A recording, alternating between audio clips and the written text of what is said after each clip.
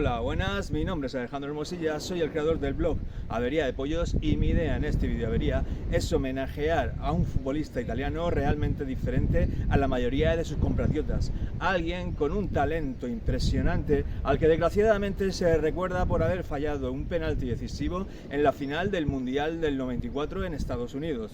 Me refiero, como no, a Roberto Baggio. ¡Ahí voy!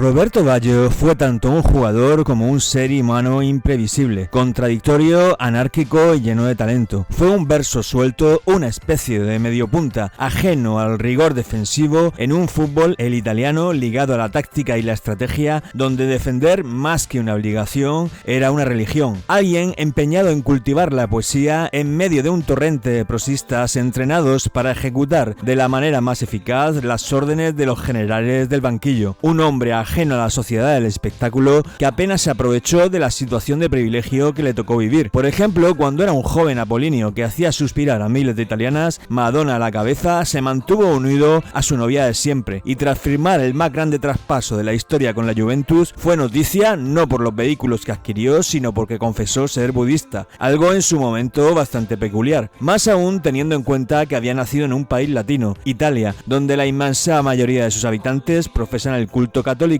y llevan en su chaquetera una estampita de la Virgen con la misma naturalidad con que comen espaguetis y visten a la moda.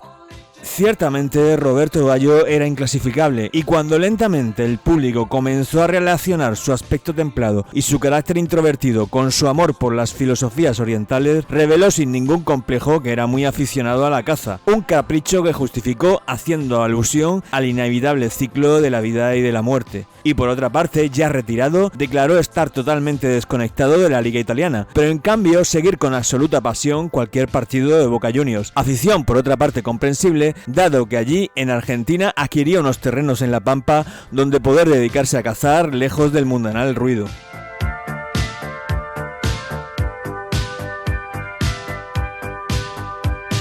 No obstante, estos son tan solo unos pocos detalles de muestra de la vida de una personalidad ciertamente peculiar y diferente, pero hay muchos más y casi todos ellos encuentran su reflejo en el fútbol. A Baggio se le recuerda muy superficialmente por un penalti errado, aquel de la final contra Brasil en el Mundial 94, pero la mayoría de los que tiró los marcó. Fue durante muchos años el estandarte de su selección, pero sin embargo siempre estuvo discutido por sus entrenadores y pasó muchas temporadas sin vestir la azul.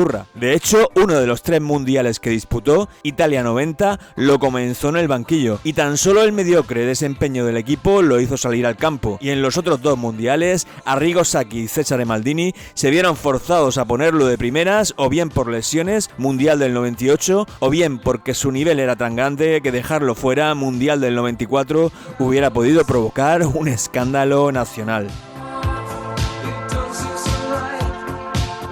Lo cierto es que, aunque Roberto Baggio es uno de los 5 goleadores históricos de Italia, no tuvo asegurada la titularidad salvo en muy contadas etapas, y fue más bien una carta a la desesperada a la que recurrieron distintos técnicos que desconfiaban de su carácter díscolo y que preferían mantener ordenado al equipo antes que alinear a un jugador capaz para lo bueno y lo malo de desestructurar sus espartanos conceptos futbolísticos. Además, Baggio logró ser uno de los jugadores más desequilibrantes de su época con una pierna y media. Una lesión cuando aún era un juvenil y jugaba en el Vicenza, lo tuvo prácticamente 2 años fuera de los terrenos de juego y casi lo retira prematuramente del fútbol. Pero aún así, su determinación y calidad táctica eran tantas que a su vuelta se convirtió en el máximo ídolo de la Fiorentina y pocos años después conseguiría el Balón de Oro.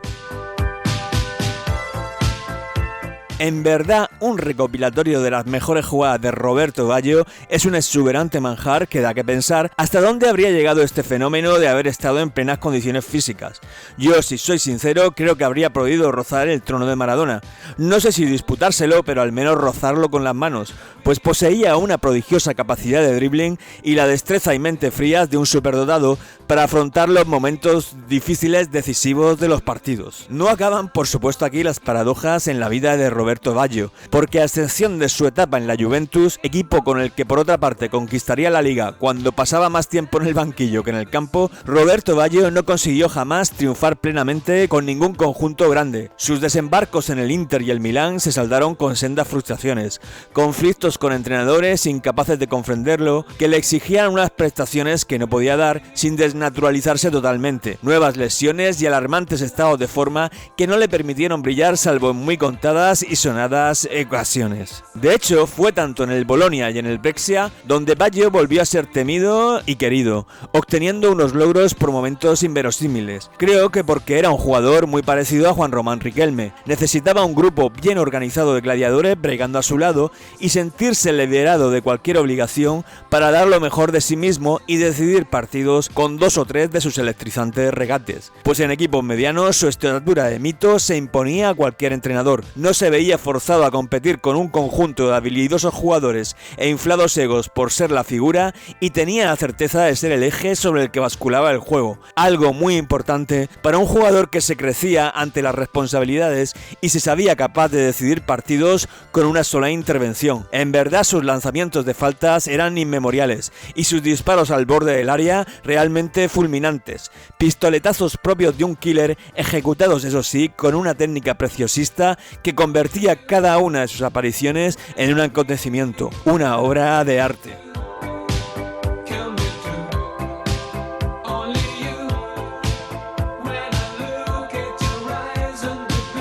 Asimismo, Roberto Baggio tenía ciertos rasgos señoriales en su porte.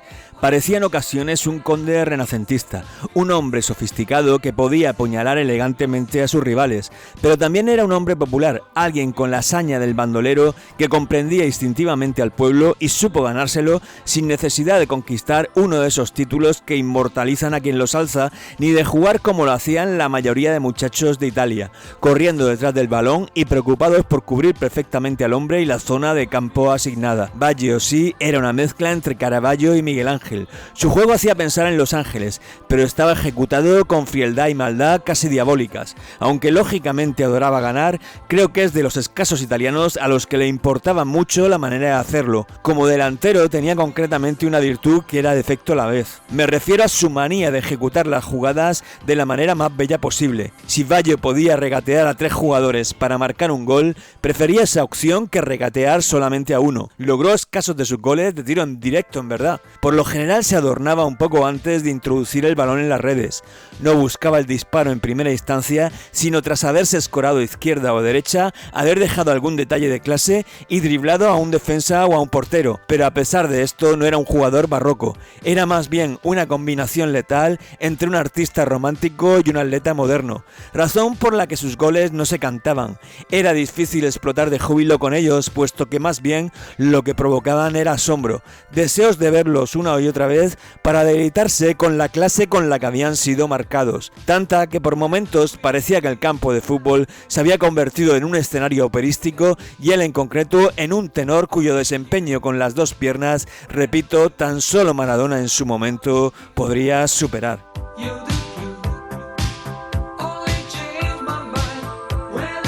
Lamentablemente, la imagen que muchos tienen de Roberto Baggio no es la de un supercampeón. Sí, un superjugador, pero no un supercampeón. Probablemente porque ganó muy pocos títulos teniendo en cuenta su calidad, pero sobre todo porque en su momento de esplendor, durante los días en los que todas las miradas estaban pendientes de él, no pudo rubricar su impresionante actuación en el Mundial 94, llevando a Italia a conquistar la gloria. De hecho, falló un penalti cuyo recuerdo no le dejó dormir durante años, que convirtió al sereno practicante de budismo en un hombre torturado, un jugador con una idea interna muy grande que nunca jamás llegó a brillar como en aquel mundial, cuya sombra le persiguió allí donde fuera, tanto que estoy seguro que incluso pensó en la retirada días después, y ya nunca más volvió a ambicionar llegar a lo más alto, conformándose con disfrutar del día a día y el deporte que más amaba, sin excesivas exigencias o sueños concretos, algo en lo que, como en muchos otros aspectos de su vida, también demostró ser muy peculiar, un deportista muy diferente a la mayoría de futbolistas y de sus compatriotas, tal y como demuestra el aspecto un tanto desaliñado, pero cuidado y un poco pasado de peso que luce actualmente, y tanto contrasta con el de buena parte de sus paisanos, para los que una raya en el pantalón mal planchada o un kilo de más son vicios intolerables, faltas de respeto casi imperdonables a la estirpe imperial, la romana, de la que proceden.